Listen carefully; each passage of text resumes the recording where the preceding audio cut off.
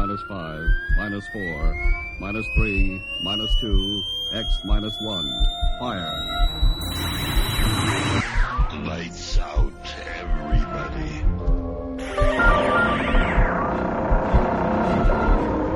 The creaking door. Dimension X. Inner Sanctum Mystery. X minus 1. Dark fantasy.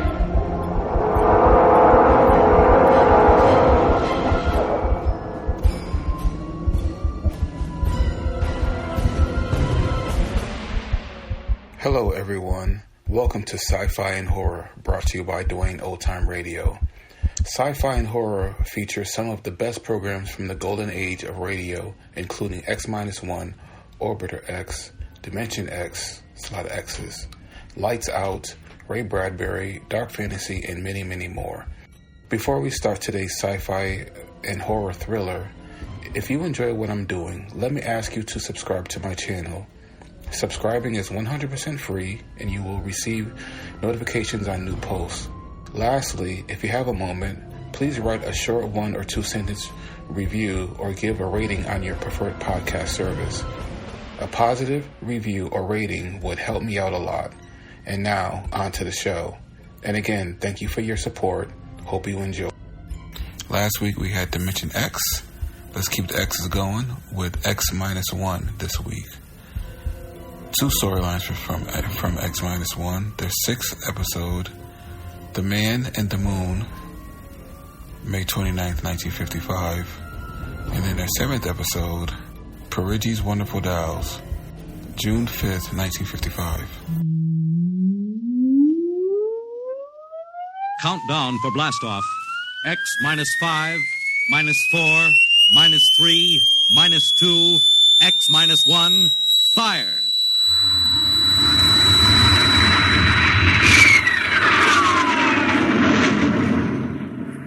From the far horizons of the unknown come tales of new dimensions in time and space.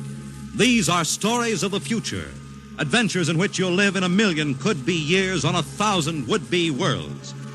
The National Broadcasting Company presents X minus 1.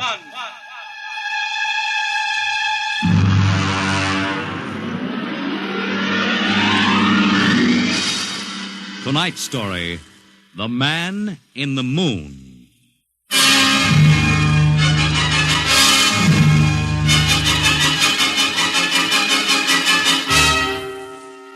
Attention, attention. This is the Federal Bureau of Missing Persons calling all local agencies. Attention, this is a coded report nationwide. Missing since 9 o'clock this morning the following persons: Smigley Jonathan, 5 feet 8 inches tall, brown hair, brown eyes, mastoid scar behind right ear. Hello? Last seen wearing blue top coat and tan cap. Hello, wanted Earth. by Los Angeles. Hello, get off this wavelength. This is a restricted band. Hello, Earth. Whoever you are, you're on a coded wavelength. Earth. Tune out. This frequency is reserved for the Federal Bureau of Missing Persons. Hello, Earth. This is the moon calling Earth. Hello, Earth. This guy's loony. This is Jake in transmission. Jake, this is Charlie of the code room. Some crackpot is on our frequency. Yeah, I heard him, Charlie. I've got CQ trying to trace a source now. We should have a triangulation any second. Well, hurry it up, will you? Some ham is in for a good stiff fine by the FCC. Yeah, they ought to take his license away. Oh, here comes Lenny with the directional fix. Right. Thanks, Lenny. Hey, what's this? This is impossible. What's going on down there? How about it? Get that ham out of my kilocycles. Oh, listen, Charlie, unless this is a gag, that interference is being beamed from 240,000 miles away. Oh, now, Jake, you know there ain't no such thing as 240,000 miles away. Yes, there is, Charlie, straight up. Oh, now, wait a minute. Charlie, that signal is coming from the moon. Are you nuts? Well, somebody might be bouncing it like a radar signal. Radar on this frequency? Where'd you study basic radio? Now, listen, Flathead, you asked for a fix. I gave the best fix our instruments can find. Take it or leave it. Somebody on the moon is calling the Bureau of Missing Persons.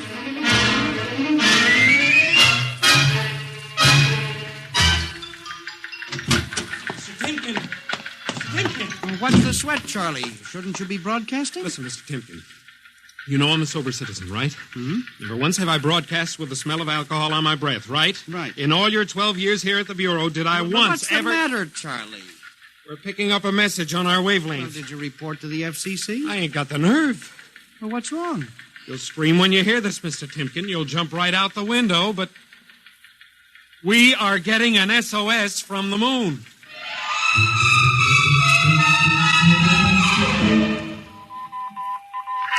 Well, that's it. He started on voice and switched to Morse.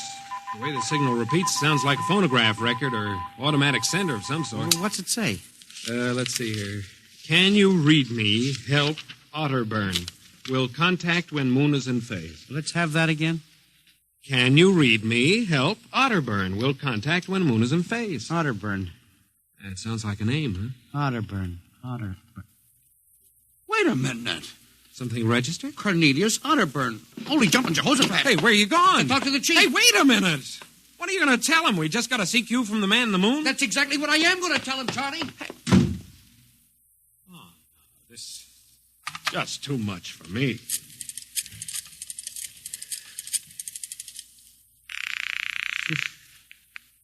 Washington Star-Ledger. Let me have O'Brien on city desk. A moment. O'Brien? Seamus, Yeah? Charlie Starbuck down at the Missing Persons Bureau. You want a hot one? No kidding. This'll cost you a beer, okay? All right, shoot, Noodle Brain. I'll stay on your wavelength for 30 seconds. Okay. We just got a radio message from the moon. Yep. What? From the moon. Call me back when you're sober. Okay, Seamus, if you don't know a story when you see one, I'll send you the name of a good psychiatrist. So long, Orson Welles. How do you like that? He don't believe me.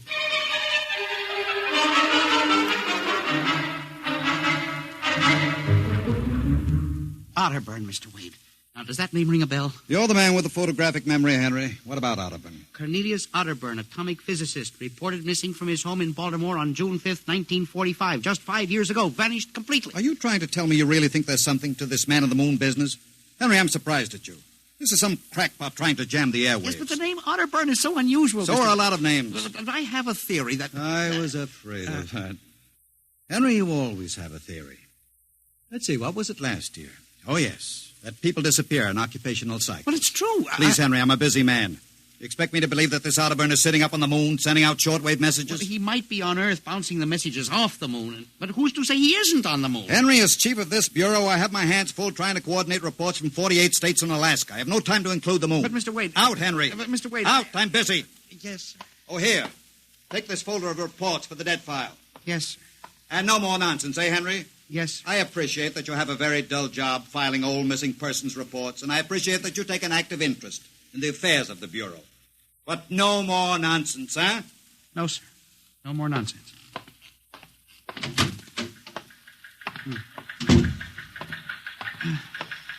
Pardon me. Hmm? You are Mr. Henry Timken. That's my name. Permit me, Jefferson Philo, scientific feature writer. Oh, how do you do? Oh, are you a newspaper man? Not exactly. I write as a hobby. Occasionally the papers give me leads on an assignment. If I may have a moment of your time. Oh, certainly. Just sit down at my desk over here. Thank you. My, that's quite a stack of papers. Filing. I'm the records custodian of the Bureau. 12 years and never misplaced a record. Magnificent. I admire the precise mind, Mr. Timken. Of course. Now, Mr. Timken, Mr. O'Brien, the editor of the Star-Ledger, said I might drop by and investigate a rumor. Only a rumor, mind you, that a message from the, moon? Well, we aren't certain it's from the moon. It may be a bounce. They have bounced radar waves off the moon, you know. Yes, I know. I wrote the first newspaper article on it. Really? I'd be interested to read it. I must have a copy in my briefcase. Well, don't bother. Oh, but I insist. Oh, yes. There you are. I'll leave it on your desk. Oh, thank you very much. Now, about this message from the moon, Mr. Timken. Well, now, we don't know for sure, as I said. But I believe that this message, wherever it originates, is from Cornelius Otterburn. The physicist? Oh, do you know him? I once wrote an article on his contribution to nuclear mechanics. A brilliant man, Otterburn. Years ahead of his contemporaries. Well, whoever is sending those signals, if he isn't on the moon, is at least using the moon as a sounding board, bouncing the signal. But why, Mr. Timken? Why? Well, if you will come here tomorrow night at 8, Mr. Philo, we may learn the answer to that question. I've arranged with Charlie, our radio man, to let me use the equipment. May I consider this an invitation? You certainly may. Very well, sir. Until tomorrow night, then. Goodbye, Mr. Philo. Let's see now. Aiken, Abelard, Abramson, Rono, Atch. Well, that's funny. Now, where did this list of names come from? Paul Ahrens, astromathematician. Robert Simons, electronic engineer. Carl Parker, mining specialist. Well, this must have got mixed up with the papers on my desk by accident. Peculiar list of names.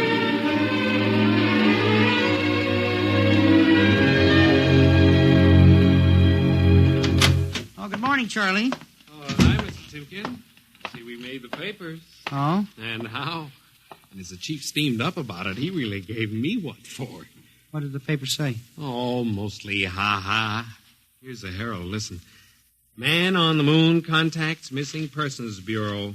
Missing atomic scientists sitting on the moon, say Bureau experts, etc., etc. What a panning. Well, no wonder Mr. Wade is hopping. Say, about tonight, Mr. Timken, I don't Now, know. you promised you'd give me a key to the radio room. Yeah, but I didn't expect Well, it. I'll take full responsibility with Mr. Wade. At the time for the morning broadcast, we got quite a list today. Well, mind if I listen a while? We may hear Otterburn. Well, I ain't self-conscious. Just stick around. Yes. Attention. Attention. This is the Federal Missing Persons Bureau calling all local agencies. Nationwide. This is a coded broadcast. The following persons are missing. Ahrens, Dr. Paul, 5'5", brown hair, brown eyes, scar on left side of chin, thick glasses. Ahrens. Occupation, astromathematician.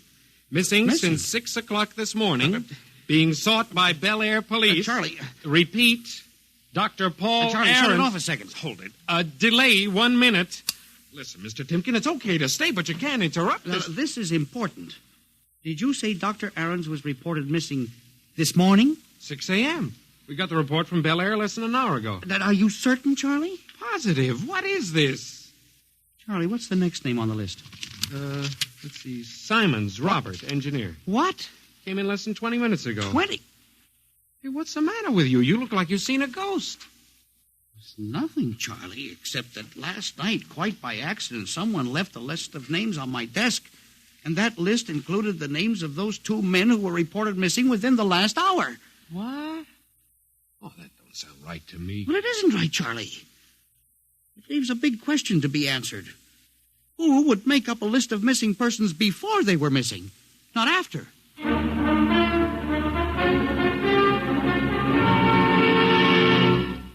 And you say this list of names was left on your desk accidentally? Well, I believe so, Mr. Wade. Do you have any ideas, Henry? Well, it's hard to say. Mr. Philo left some papers from his briefcase. Mr. Philo? Well, a science feature writer. I see. You were the leak on that story, then? Yes, sir, I'm afraid I was. I didn't think it would be treated as a laughing matter. Well, we'll deal with that later. Yes, sir. What's this Philo like? Well, he's a strange old duck, bald, thick glasses, tall. He walks stooped over. Seems to know a great deal about scientific data, but, of course, being a science writer, Is there any other possibility? I believe that this is all hooked up with the broadcast from Otterburn. That seems to be a very remote possibility. Well, the Missing Persons Bureau deals in remote possibilities, Mr. Wade. I do not require a statement of policy. Yes, sir. What's the theory? Well, for some time now, it has been my contention that in a country like ours, where even the cleverest criminal can be ferreted out and located eventually, there is no such thing as a missing person. I was afraid of that. Now, for 12 years now, I have kept the central files, where information from all over the country is channeled and recorded. I have made a private study. This is beginning to sound familiar, Henry. And I have discovered that each year, literally thousands of persons vanish, leaving no trace. They are never located. Where do they go? Nobody knows. And they disappear in interesting cycles. what sort of cycles? Occupations, for example. One year we'll have a run on, well, say, coal miners. Next year, the proportion of engineers increases. And then scientists. And what do you think happens, Henry? I don't know, Mr. Wade, but I'm beginning to suspect that somebody else has discovered the same phenomenon, even to the point, perhaps, of being able to predict who will turn up among the missing next. Philo? Well, I don't know. But I would like to find out. And you think Otterburn may be a part of this picture? Mr. Wade, I definitely do. Henry, do you honestly expect me to buy an idea like that? It is more than an idea. The two top men on this list are missing, and... Maybe so, but the rest of them aren't. Parker, Watson, Gibbs. Why, I saw Parker in the restaurant where I had lunch today. Yes, but... And if you think Wade... I'm going to make myself a laughingstock by accepting such a crack-brain theory... Well, Excuse me. Yes. Hello, Wade speaking. Yes? Yes? I see. What name? Just a moment. Henry, let me see that list again. Here you are, sir. Go ahead. I see. I'll get back to you. I guess I owe you an apology, Henry. Sir? Carl Parker was just reported missing. Parker? Third man on your list. Holy mackerel. Exactly.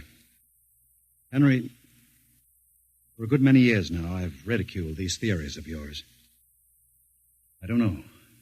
Perhaps I've underestimated you. Maybe this time you've really stumbled onto something. What do you intend to do, Mr. Wade? I don't know. I haven't thought it out yet. I was planning to listen for another broadcast tonight in the hope that Otterburn might try to contact us again. Good idea. I believe I'll join you. I also invited Mr. Philo, the feature writer. Oh?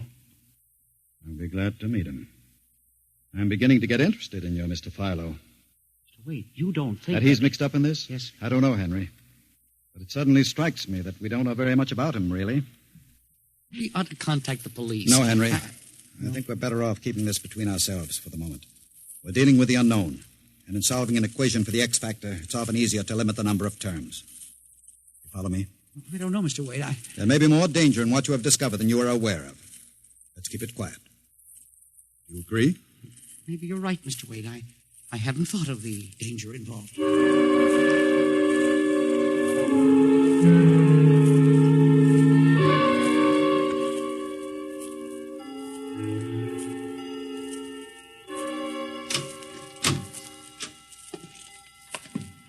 8 o'clock. My friend Mr. Philo was late. Well, he said he'd be here. He strikes me as a man who keeps appointments. Look out the window. Yes. The moon is almost in direct phase. We can't wait much longer. Well, it's a perfectly clear night for transmission. If anybody's sending, we ought to pick it up with this equipment. You'd better switch on the set. Yes. I never realized how eerie this office could be when it was empty. I'll have to light in the hall for Mr. Philo when he comes. Are you getting anything? Just some foreign stuff, I think.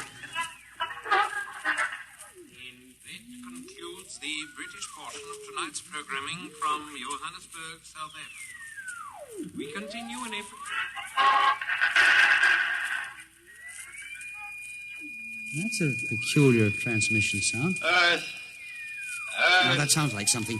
See if I can work the selector. The moon is in phase. Yes. Hello, Earth. Can you hear me? I'll try to return. Hello?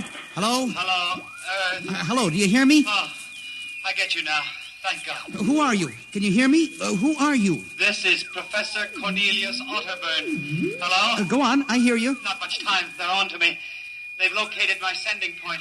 You hear me? Go ahead, keep talking. I've only enough oxygen for a few minutes more. Well, where are you? I'm on the Earth side of the moon. You get that? The Earth side of the moon. A volcanic crater. Good. Start that recorder, Mr. Wade. Go on. Explain, please. Explain, Now please. listen closely. There is an Earth colony on the moon. There is an Earth colony on the far side of the moon, made up of renegade scientists and criminals. Professor Ernst Halsman... Halsman? He died in an insane asylum in 1938. Professor Ernst Halsman discovered nuclear rocket power in 1935. Turned his plans over to escaped inmates of the asylum. They took off and set up a colony on the far side of the moon in 1938. Go ahead, we're recording you. Each year, they recruit new colonists from Earth. Slave labor, mostly. I was kidnapped in 1945. Yes, I know. Keep talking. They wanted me to work on atomic drive for their flying disc. Hello? Still getting you. Go on. Last month, 6 others and I escaped. Speak louder. You got to stop them. Stop them. Stop who? The moon colony, planning to take over the Earth invasion. Oh. Hang on. No oxygen. Hard to breathe. Listen. They have agents on Earth. You hear me? Agents on Earth? Where? Who? Hello? Hello? Hello? Agents Henry, look out. Lights. Someone at the window. Get down. Henry, are you all right? I think so. His shot smashed the transmitter. And the lights. Strike a match. Careful. It was close. I got a look at him. From the description, it was your Mr. Philo. We got a recording anyway, but not the most important part of the message. Poor Otterburn, suffocating to death. Henry, we've got to get you out of here. He said they have agents. Philo is probably one of them. He'll be looking for you now, trying to kill you. But the police... Do you think the police would believe a fantastic story like this? People being kidnapped to the moon as slave labor?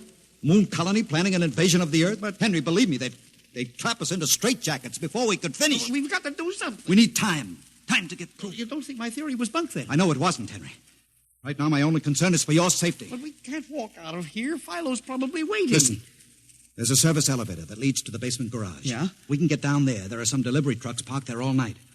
We can probably get one started. The garage door's off the ramp, work from the inside. We'll start the mechanism and make a run for it. I don't know. I think if we call the police... By the time the police get here, we'll be dead. You think Philo will wait outside all night? Come on. That's an order. Okay. But what about the recording of Otterburn's notes? We'll leave that here in the safe in my office. They'll never get into that. Let's go. You buzz the elevator while I hide the recording.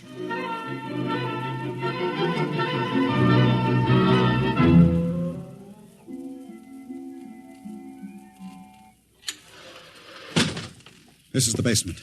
Come on. Keep to the side. Yes, sir. Shh.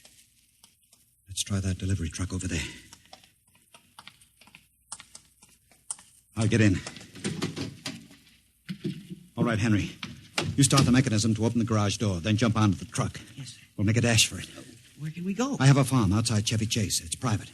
Miles from the nearest neighbor and completely hidden by trees. We'll run for that. Go ahead. Start the door up. All right.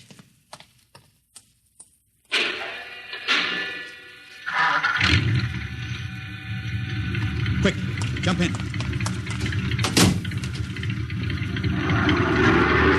her go, Henry. Cross your fingers.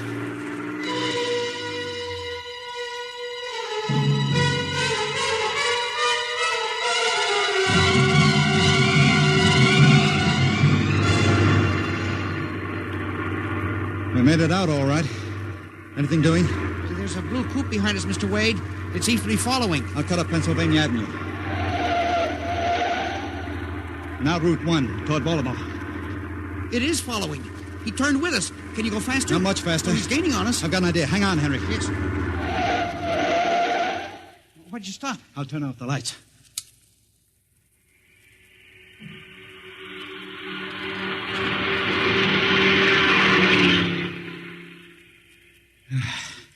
It worked.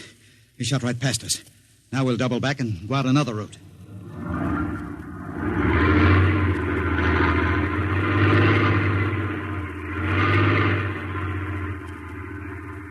Well, I don't see anything. I think we've lost him. Good. I think everything's going to be all right now. We can be at my farm in less than an hour.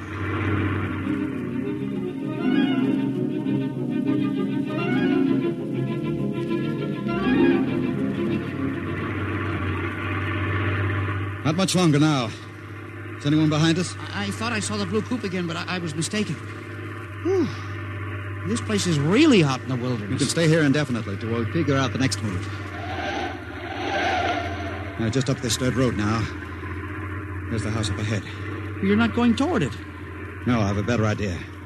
There's a big abandoned wheat silo on my grounds. It's down a hollow where it can't be seen except from the air. And even then, the oak trees shield it. We'll hide you out there. Now, we leave the truck here.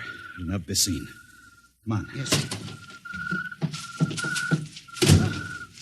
How did you ever find this place, Mr. Wade? I've always liked seclusion. I bought it about 12 years ago. Come up here in the summertime to get away from it all. There's the silo. Certainly well hidden. There's a small door around the side. Come on. Be careful of those bushes. Yes. It's hard to see them in the dark. Do you suppose Philo will find us? I assure you, Henry, Mr. Fowler will never find us here. Not in a million years. Here's the door.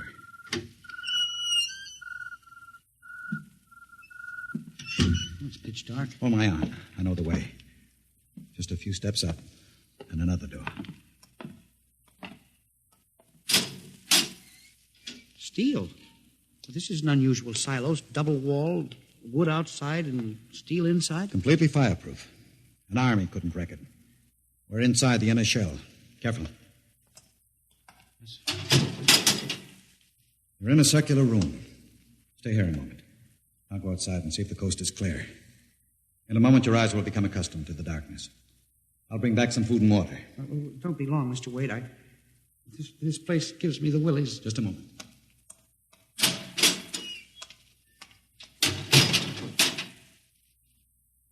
Mr. Wade. I swear I hear something. Mr. Wade. What's that? There is something. Good Lord. There's someone in here. It's locked. Oh, no. Mr. Wade! Mr. Wade, let me out! I'm not alone in here! Mr. Wade! This must be a light switch. Thank God. Oh, no. People. 10, 15, 20. Mr. Wade, help! Help! It will do you no good to shout, Henry. Mr. Wade, where are you? Outside. Speaking over the intercom. Mr. Wade, there are people in here. 15 or 20 of them. They're sitting like statues, just staring at me. They won't hurt you, Henry. What? They've all been drugged. They're even more helpless than you. But who are they? Permit me to introduce them, Henry, since they're currently unable to introduce themselves. The gentleman seated before you, the one with the scar, is Dr. Paul Ahrens, the astromathematician. Next to him is Mr. Robert Simons, electronic engineer. Names on the list. Yes, you're familiar with the rest. They've all been, shall we say, recruited for work with Professor Halsman's group on the moon. Moon?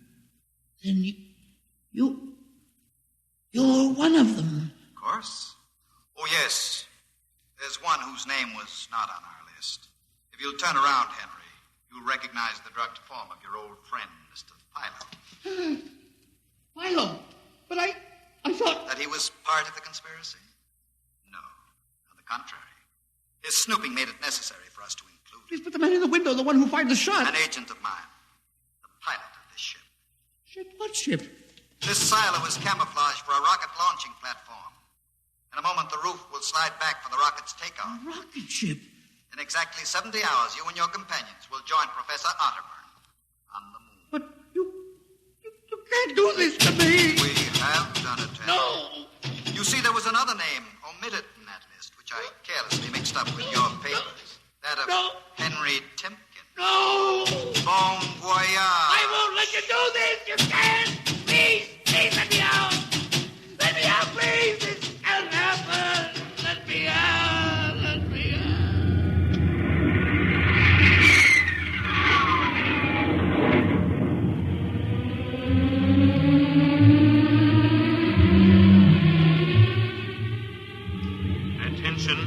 Attention. Missing since 8 o'clock last night, the following persons. Timken Henry, age 45, height 5 feet 8, 165 pounds, brown eyes, slightly balding. Occupation, records custodian. Repeat, Timken Henry, age 45, height 5 feet 8, 165 pounds.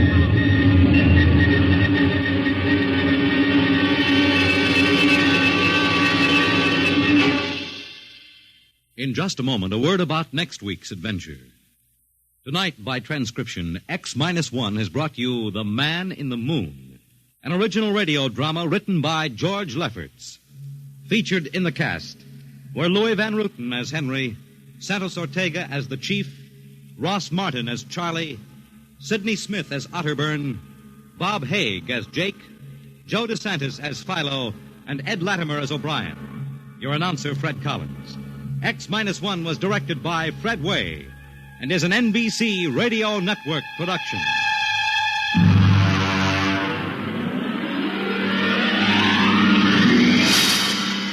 And now, next week, the sign on the window said Perigi's Wonderful Dolls. A woman and a child waited outside. The little girl, peering eagerly through the window, and the woman glancing impatiently at her wristwatch, as if expecting someone who was late for an appointment.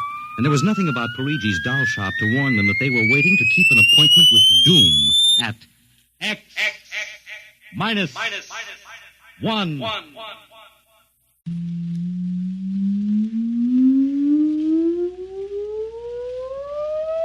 Countdown for blastoff. X minus 5, minus 4, minus 3, minus 2, X minus 1, fire!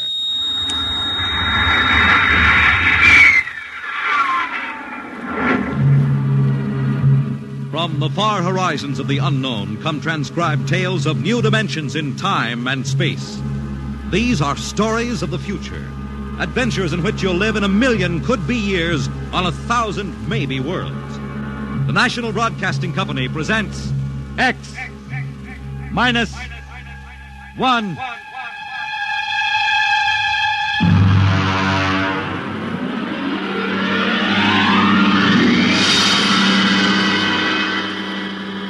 Tonight, X minus 1 presents Perigi's Wonderful Dolls by George Lefferts.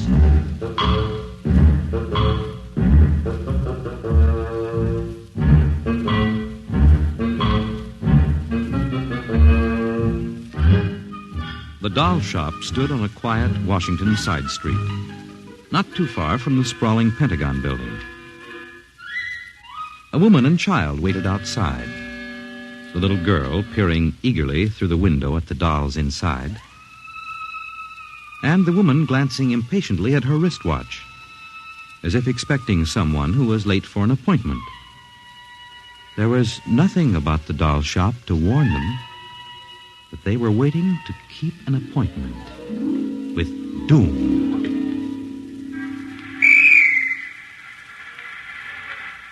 Mommy, look. What, dear? In the window of the shop, the tiny dolls.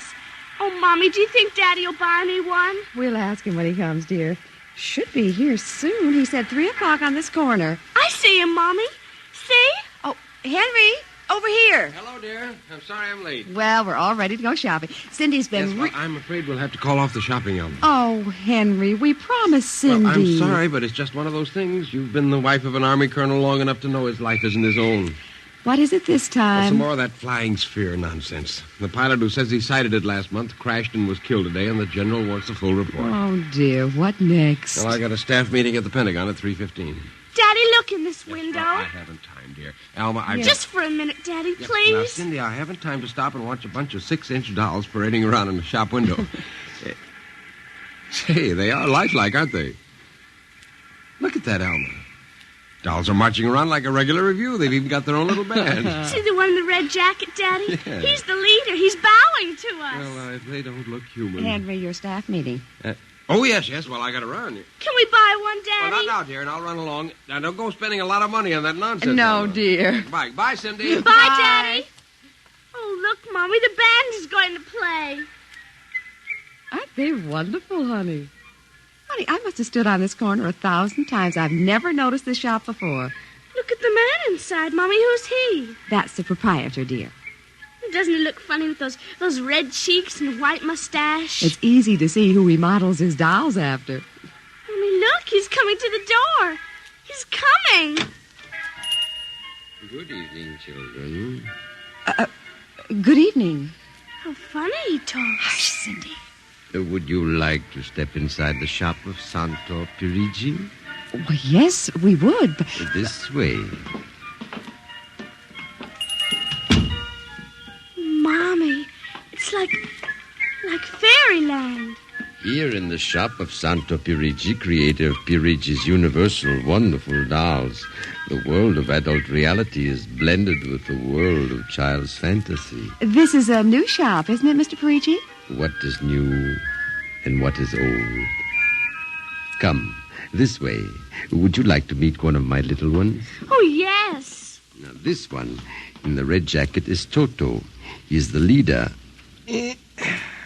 Handle him ever so gently. See, I will set him on the table. Speak, little one. How do you do? How do you do? How do you do? Oh, Mommy, he talks. The doll talks. Amazing, absolutely amazing. That is nothing for Perigi's wonderful dolls. Listen. Sing. Sing, Toto. Sing for the little girl. My name is Toto. Sing, Toto. Men are big and tall. Dolls are very small. When men begin to fall, the dolls will rule them all. More. How do they work, Mr. Perigi? How do they work? That is the secret of the great Perigi, greatest of all doll makers. To make an ordinary doll is nothing. To make a perfect replica, that is something. But to make a doll with intelligence, that is the work of an artist, eh? I suppose that they're very expensive to buy. Perigi does not sell his dolls, madam. You don't sell them? When I construct a doll like Toto, I cannot bear to be permanently separated from him. So instead of selling, I rent my little people. You do? You rent dolls? Precisely. $10. For how long? For as long as they are cherished. My only request is that when you grow tired of my dolls, you return them to me in good condition. Oh, Mommy, could we take him home? Take him home. Take him home. Take him home. Oh, look, he's bowing and dancing. He wants to Well, come. honey, your father said that we shouldn't spend a lot of money. Oh, please, I'll take such good care of it. Please. Well, honey, we'll have to deal with your father later, but... Well... Oh, Mommy. All right. Wrap him up, Mr. Perigi. But I have a feeling that when your father comes home, we'll be sorry. Be sorry. Be sorry. Be sorry. Be sorry.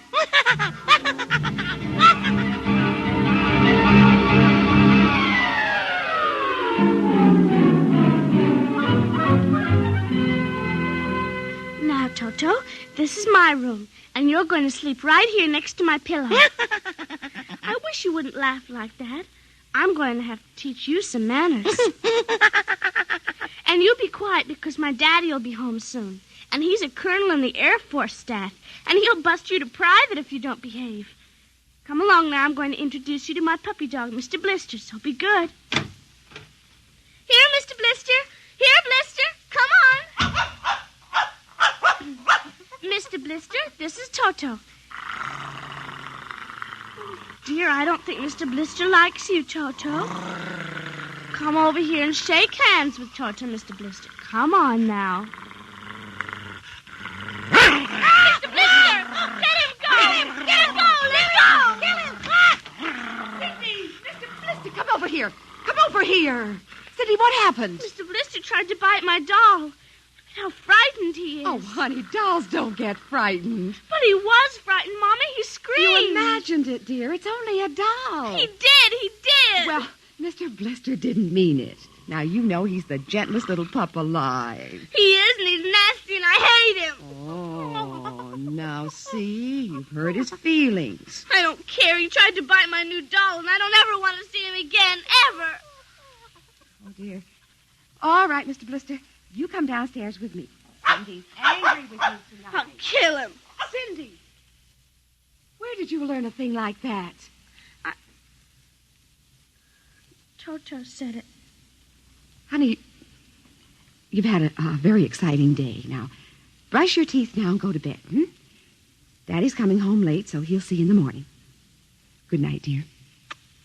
Sleep well. I hate him. Hate him. Hate him. Hate him. Hate him.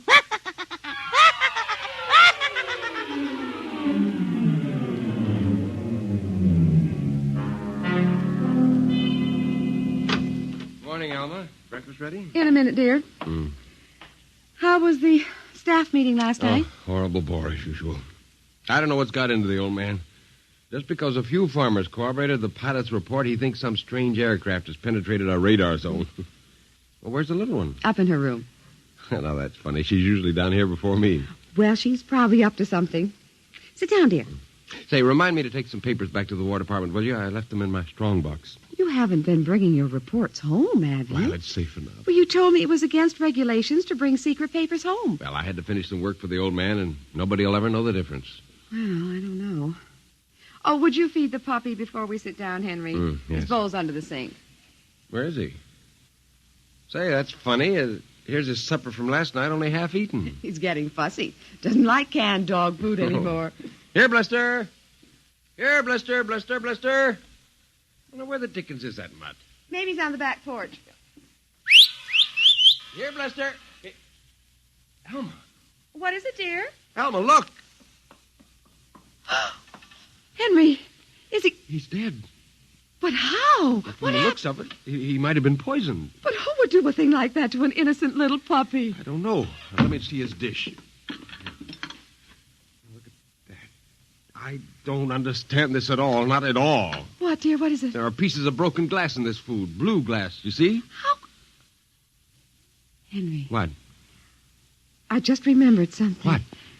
It may be coincidence, but in the bathroom this morning... Well, what about the bathroom? Oh, Cindy's blue glass, the one with the Mickey Mouse on it, was broken. I found pieces in the wastebasket. I meant to ask her about it. Alma, for heaven's sake, you aren't suggesting that our little girl... Well, she loved Blister more than anyone. Not last night, she didn't. Why not? He went after Toto. Now, who is Toto? That's her new doll. Her what? Honey, I was meaning to tell you. Well, you bought her one of those dolls. I just rented it. Well, rented it. Now, look here, Alma. You know we haven't got the kind of money to throw away. Well, she had her heart set on it, dear. I used my dividend. All right. But what happened with Blister? Well, he went for the doll, and Cindy said she hated him. Oh, well, a child... She said she'd kill him. Where'd she get a thought like that? I don't know. Has she been watching those chillers on television? I don't know. Well, it's too ridiculous. Good heavens, a 9-year-old child putting ground glass in dog food. She'd have to be a monster. Mommy! She's coming. Well, don't say anything. I'll talk to her. Morning, dear. Morning, Mommy. Morning, Daddy. What's the matter? Sit down, dear. Yes, sir. Oh, your mother tells me you broke your blue drinking glass. Oh, no, I didn't break it. Cindy. I didn't. Well, now, somebody broke it. It wasn't your mother, and it wasn't me. It must have been Toto. Cynthia. Cindy, you know Toto is only a doll. Now, a doll couldn't have broken your glass, could he? Well? I guess not. So we can't very well blame it on a doll, then, can we? But he must have done it, Daddy. Cindy, you know how Daddy feels about little girls who tell fibs. Now, did you break your glass and maybe accidentally get some pieces into Mr. Blister's dish to sort of punish him for biting your doll? No, Daddy. Well, I'd hate to think you'd done something you knew was wrong and you were blaming it on a doll. Is something wrong with Mr. Blister? Is he sick? Worse than that. Henry. The child has to face reality, Alma. What's the matter with Mr. Blister? He's dead, Cindy. Oh, no. We can't be dead. He isn't dead, Daddy. No, he isn't. He isn't. Mommy. Honey, he is dead, Cindy. But he'll come back. He has to come back. No, darling, he won't come back. Ever? Not ever. Yes. Well, now that we've told you, Cindy, do you want to change your mind about the glass? Henry, leave her alone, please. You think I killed him? Now look what you've done. The child feels guilty enough, My Henry. dear, this is no time for feelings to interfere. You go up to her room, honey. Daddy and I'll be up in a minute. I don't want to. Please, Cindy. Now, we'll be right up, please. There. That's a good girl. Close the kitchen door behind you.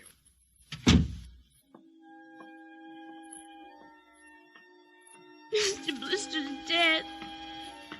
He isn't coming back. Ever. Ever. Daddy thinks it was me, but it was you. It was you.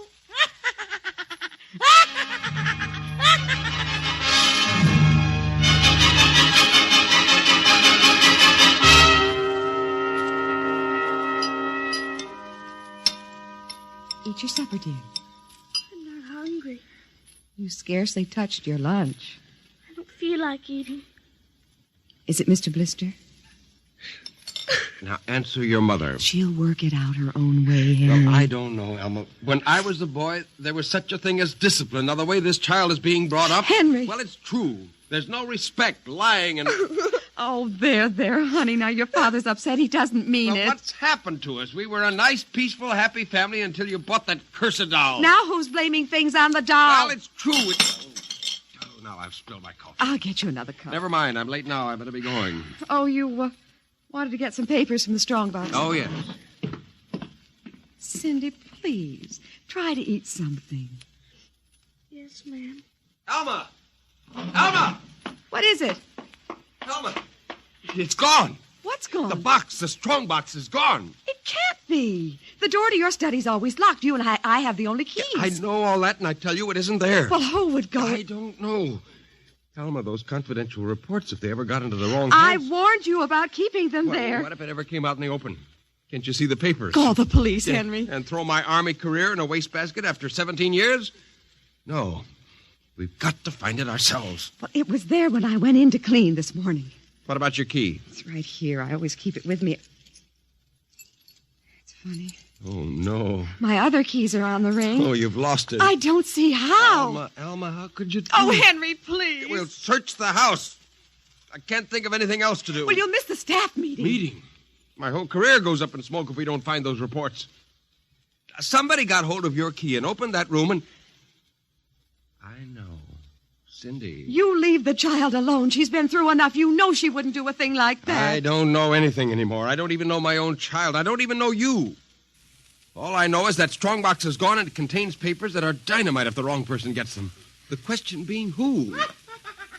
What's that? It's coming from upstairs. It must be Cindy's doll. Oh, that blasted doll again. Something must have set it off. I don't know how the mechanism works. For heaven's sakes, let's go up and shut it off.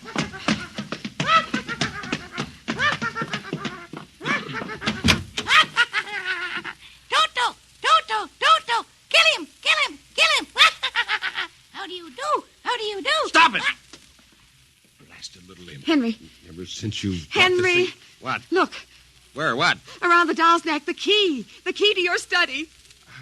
You see, Alma, it was Cindy after all. I don't believe it. Well, good heavens, do you have to have it spelled out for you? Here's our doll with a key around its neck. She wouldn't, Henry. You know she wouldn't. Oh, ever since you got this fool doll, she's been acting half insane. At first the dog, and now this.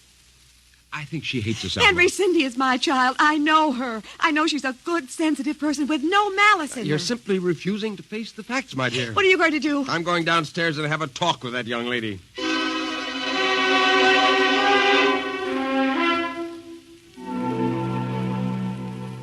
You're not telling the truth, Cindy. I am. Cindy, now you know that strongbox is very important to me.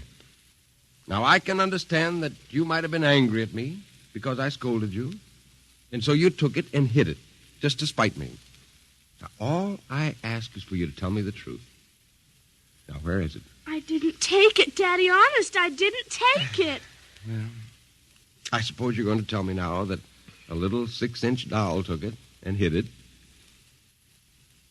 Well, I'm speaking to you, young lady. But I didn't take it, Daddy. You don't understand. Toto did it. He's terrible, awful. He says things. He's going to kill everybody. Cindy, you're inventing things. It's true. At night when I'm sleeping, he stands next to my pillow and whispers things to me. Awful things. He told me he'd kill me, too, if I scold, Alma. if I told you. I think this child is sick. I think she needs a doctor. She's frightened, Henry. She's trembling like a leaf. Come on, dear. We'll go up to your room. I don't want to go up there. Honey, Mommy will stay with you. I'm afraid he's up there. Who? Toto. Well, he won't be up there for long. Mr. Toto is going right back to Perigi's wonderful doll shop before I lose my sanity, which means right now.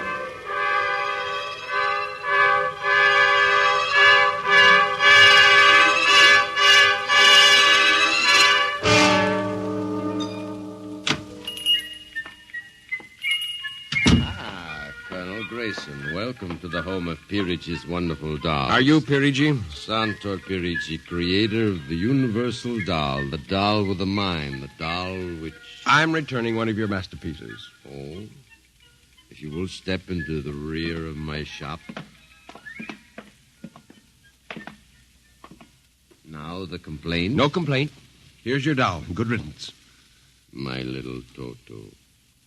Rejected. You found the world of men too filled with hate. Hate! We will change all that later on. Return to your comrades in the window, little one.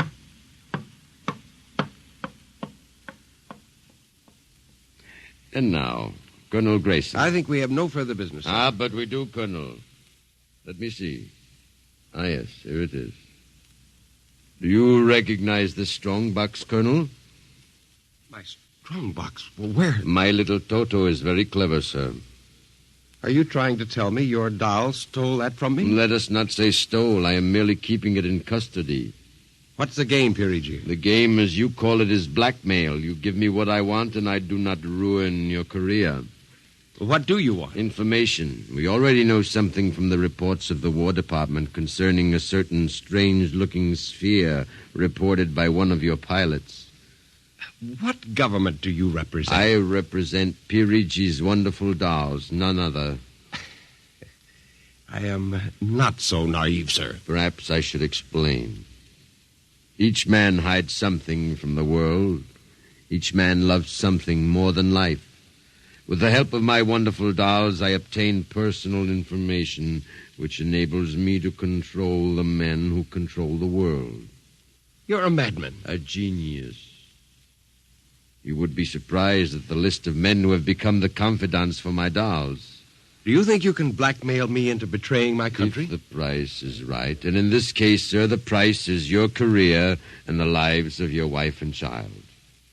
Why are you so interested in the flying sphere? Let us say for reasons of my own.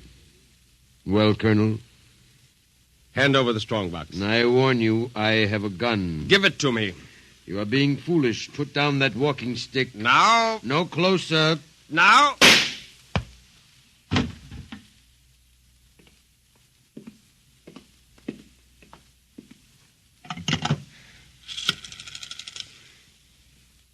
Hello?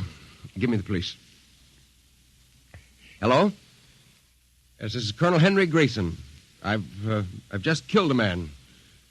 Yes, Perigi's doll shop, corner of 4th and Lexington. The body is in the back room. Yes, I'll wait for you.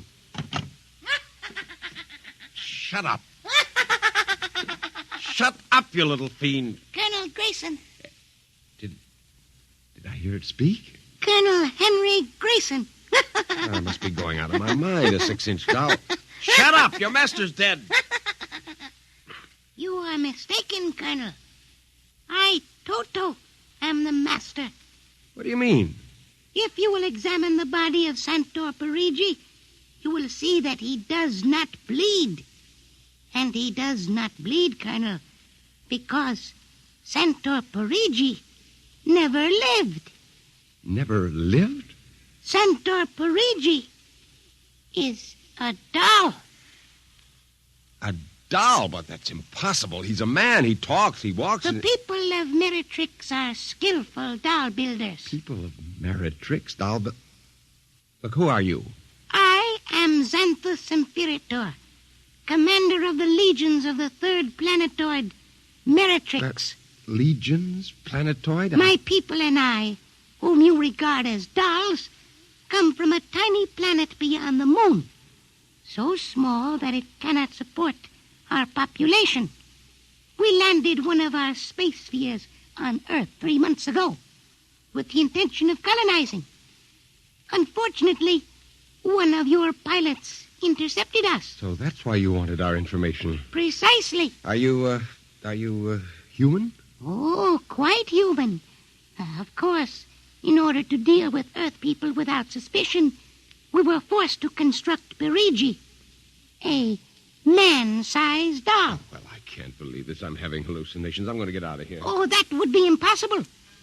We have weapons of destruction quite unknown to Earth people. Well, I phoned the police, and they'll be here soon. By the time they arrive, my people will have prepared something quite shocking.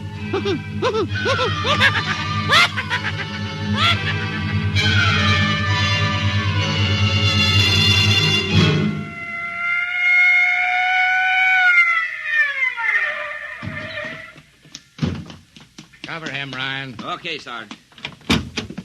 You the guy who turned in the call? Yes. Where's the body? Well, it isn't exactly a body. What do you mean? It's a doll. A what? Well, you've got to let me explain. Now, this sounds fantastic, but I've stumbled onto an unbelievable plot to control the world. Keep talking. Now, these little dolls, they aren't really dolls. They're tiny people. There's a big doll named Santo Perigi, and he runs this shop. Holy smokes. He's off his trolley, Sergeant. Listen, mister, we got a call that there was a murder here. Now, if there was one, where's the body? Behind those curtains in the back. Only it isn't really a body, you see. What? I hear something back there, Sarge. All right, cover those curtains. You, is anyone back there? Come on out. Come out or we'll come in and get you. Something's coming. The curtain's opening. Welcome, gentlemen. Perigi. Well, this is impossible. I smashed his skull. You know this guy? Yes, that's the one. That's the doll. What's your name, mister? Perigi. Santo Perigi, creator of the Universal Doll. You ever see this man? Never until just now. What? Well, he's lying. I tell you, he's nothing but a life-size doll. The real masters are these little dolls. Ryan, are you getting this? He's wacko, Sarge. Nutty as a fruitcake. Look, I'm not crazy, I tell you. I can prove it. They must have fixed up his head when I smashed it in. Touch him, you'll see. Mr. Perigi, you know what the guy is talking about. Well, the man is demented, obviously. Look, I tell you, there's a plot to control the Earth. Listen, you've got to let me call the War Department. They'll want to know about the flying sphere. Holy mackerel, this gets worse every minute. Ryan. Take him to headquarters? Save some time. Take him down to the psycho ward. Okay, Buck Rogers. Come along nice and quiet. Look, you've got to listen to me. Don't you see the future of mankind is at stake? Sure. I know how it is. Look, he's nothing but a man-sized doll. Touch him. And the little ones are going to take over the Earth. I know. I had the DTs once. Okay, Sarge. We'll see you later. Please. Come along. Please, now. listen to me. You've got to listen to me. Sorry to cause all this trouble, Mr. Perigi. Not at all, sir. Not at all. Well, I'll be. Well, that ain't the cutest little doll. Say, my little girl will be nuts for that. But perhaps you will accept it as a gift. Well, now, for saving my life. That madman might have killed me. No home is really complete without one of Perigi's wonderful dolls, Sergeant. Is that right, Toto? Yes, but I would like in some way to show my gratitude. You will be doing me a favor if you will take the doll home to your little daughter. Say, this ought to make her the happiest girl in the world. Yes, Toto will come as a great surprise. A very great surprise. Won't it, Toto?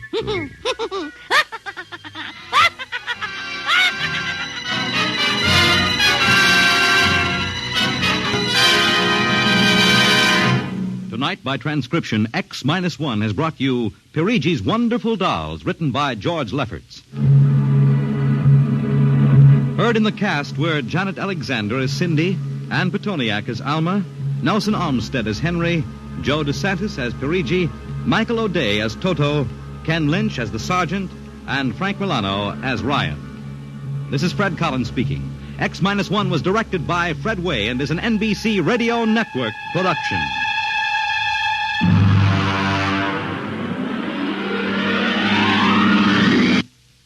Tonight's story concludes the present series of stories of the world of the future. If you'd like to hear X-1 return to the air at some later date, please drop us a postcard or letter addressed to X-1, care of the National Broadcasting Company, RCA Building, New York.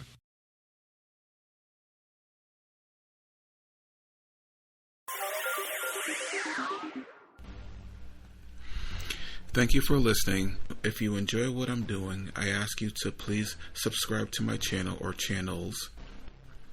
Well, hope you enjoyed, and until next time, stay safe, wish you well, peace.